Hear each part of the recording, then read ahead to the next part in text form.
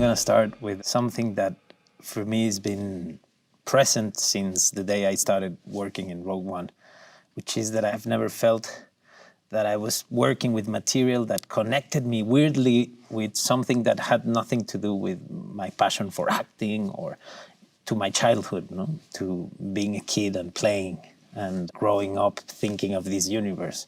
And suddenly acting became as personal as reconnecting with my childhood.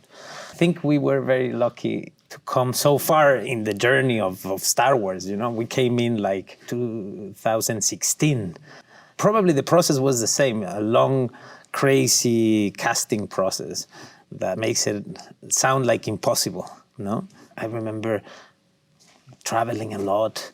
Once I was asked to go to London and I went inside the hotel by the back door. It already sounded so bizarre and unique and nothing to do with filming, with the film industry that I knew. It was the first time such secrecy happened around anything I was going to be part of. I was asked by my agent to be in LA to meet someone for something that couldn't be said on the phone, and then I was here and I went into a meeting in a restaurant that was completely empty, and there was a guy sitting in the corner with a computer open, and this was Gareth, the director, and I sat down with him and he was just awesome, and I was sitting there and Gareth explained to me a whole film. And he kept talking about a guy, and then this guy, and then this guy, and then this guy, and then this guy, and then this guy, and then this guy, and then this guy, and then this guy, and then this guy, and then this guy, and then this guy, and then this guy. It was crazy. Anyway, the thing is, he said at the end, I would really like you to play this role. I want to know if you want, because our whole process will have to start right away, I want to work with you, but now we have to convince everyone else. But I didn't know what everyone else meant and convincing them, in terms of like that started a 3-month or 4-month process. And he said something that was very interesting because I said to him, but I don't see myself here. What do you mean? I love these films. I've seen everything about it, but what is it that you want from me?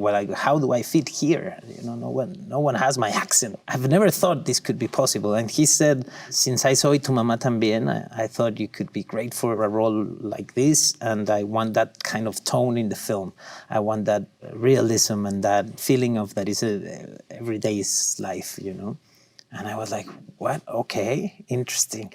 But I say it because I never thought that a film like Tu Mamá También would get me the chance to, to be on a session for a character in the world of Star Wars that meant so much to me, but at the same time was like opposite, And it was interesting and fun, and it was also quite scary because I didn't want it to get too excited about the idea, I knew that there was always something else to try, someone else needed to see it, some other test I had to do, and it was a long process. One of the rules of the film was somehow be a homage to the Genesis, to A New Hope, to the very beginning, in the way they shot those films. The idea was to be everything very mechanical. There was no this was the magic was gone, and the people had to find a way to bring change, and to understand the sense of community, That's what I love about the film, and then about Tony Gilroy's perspective on Andor, that it's very simple to apply these ideas to the world we live in, to end up reflecting on what's needed or what we are capable of doing as society, I guess, they have an end, right? They're more human in that sense, we all know, things will end, these characters, that's it, they don't have this magic. Even though they can believe in it, they don't have it, they are just simple, regular people doing extraordinary things, And I thought that was very brave on doing something like that in this universe, If we were to be part of this, it's because we were going to bring something different. Otherwise, there was no need for us. I think it was something that we reminded ourselves every day. In Rogue One and in Andor, I think we took it even further, the idea of you have to forget this is Star Wars, it has to become very personal for the audience. So it has to be then personal to you, Everything needs an explanation. You have to understand everything. and kind of like find the parallel with your life, what this moment means in your life, who this character would be in your life, how would you, move around this town. Tony Gilroy is a great leader, and he was very specific always. Like every time you had to explain too long what you wanted to do, he would be like, there's no room for that. It has to be simple. It has to be easy. It has to be real. Like you don't explain to me too much what you do in your kitchen. Therefore, it should look like that. This is your house. Just live it, And it was a constant reminder every day. Like if it started to feel awkward, if it started to feel imposed or weird or from a galaxy far, far away, then we were doing the wrong thing, because the idea was to bring the story about the people that we don't see much in the films of Star Wars, to add, to be different, to be unique, and at the same time be part of it, I think the long format allowed us to also take it further. Suddenly I connected with what Tony Gilroy did with Andor, and this idea of having to tell a story backwards, to go to a prequel, and then to go like, well, okay, we have an opportunity, to make sure that this character you think today comes from something you would never imagine, a past that you would never imagine for a character like this. And that's an interesting thing that happens with the universe of Star Wars, that, it's so hectic and difficult to understand that, like, okay, it started in episode 4, then there was 1, but then there's these things that are standalones, but are part of it. Yeah. And it brings creativity at its best, in a way, when you have to, not imagining something from beginning to end, as simple as that, I would say a good 15, 20 years ago, I started to be very much aware of what was happening before and after, and very interested in getting involved and being part of that. Sometimes acting started to feel, in a way, it alienated you from the actual process of making film, And theater is the opposite. That's why I always think of theater as my referent, In theater, you're there from the first read till the last night. It's nice to get involved from the beginning, from the moment where designs are just sketches, and your questions and your comments can have an input, actually. You in a way help everyone else, because we have hundreds of speaking parts, so many actors come in and out our show, and it's good that you can be there and make them feel safe, and give them the information they need. It's a great feeling to know what you're part of. And in cinema, many times it can be the other way around, You can arrive to the premiere and realize you were part of a film you didn't know you were doing.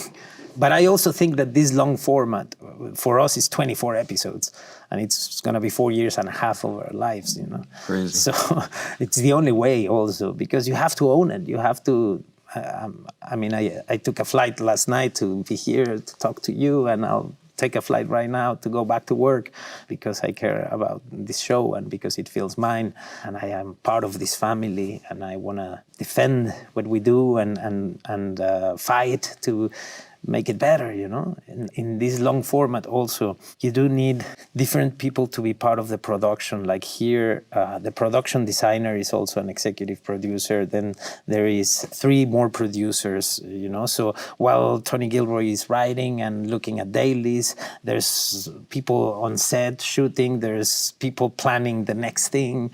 And it's important that it feels like a machine that moves together, It's impossible to do this long format in the way we learned cinema was made, where there's just like a director that goes through every process. Here, you're promoting while it's out, while you're shooting, while you're preparing what's to come, all at the same time. I do think that, for me, Star Wars brought freedom in many ways. And before I did Rogue One, I thought, okay, my life is gonna change. And my life is the same, but it changed me. My life is the same, but now I'm different. I see my life from a different perspective because I witnessed this, because I was part of this. I still go and do theater. I still go and do the films I can in my country, or I have a film company where we produce documentaries, and I'm still doing all of that, but now I see it from a different perspective. And this was a very, very interesting experience for me, because I grew up learning or thinking that it was impossible to do something really good, something you feel really proud, something that it has an artistic integrity, and be popular at the same time.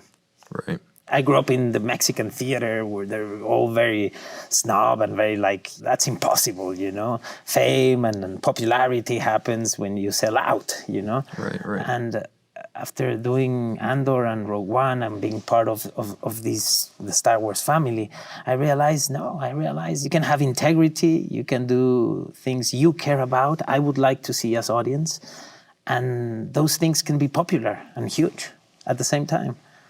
And that's something I learned with this experience. When we were shooting the first week or two of Rogue One, they gave us an amazing gift. It was these designs of the helmets of stormtroopers. I'm not gonna say who, but an hour later, that was in all the social media. Like someone was like, "Oh, look at this thing they gave me," and that was the last gift we got. I'm gonna get serious, but I think that's another thing I really loved about the process, about being so strict and rigorous about the secrecy. I grew up going to the cinema and knowing the name, the title of the film, and probably a name or two. You sat down and you were impressed, surprised, for good or bad, watching the experience. And today you have an opinion before you haven't seen the show, Before the film comes out, you already know the music, how it looks, what happened on set, and what others like about it, which is quite sad, no? To me, it connects with the way I watched TV when in the 90s, this idea of something coming out every week, and having to wait. Yeah. It's difficult for us because, you can't talk about it. And not just the films, but Obi, you guys, you started it, for us. We were there just right after you, and it was so reassuring to see your show work so well. And this idea of these new formats, these long formats, there's a reason for this, I think it celebrates the passion and the intelligence of audiences, when you give them something so rich, a long film and good storytelling. Agreed. When I was asked to be part of Rogue One, your films, the weight and the richness of those films and that storytelling shaped me as audience, as a kid and as a teenager and then as a young adult. It's when yours came out. And now that I am part of this, I understand how much that meant for me, how much that story meant for me. Man, I just want to say, congrats on everything that you've done in Star Wars and in your career in general. But I think Andor is such an exciting character, and what you've brought to it is, I think, really special. And it's just really nice to get to be here with you, it's chat about it. The other way around. Thank you so much. All right, man.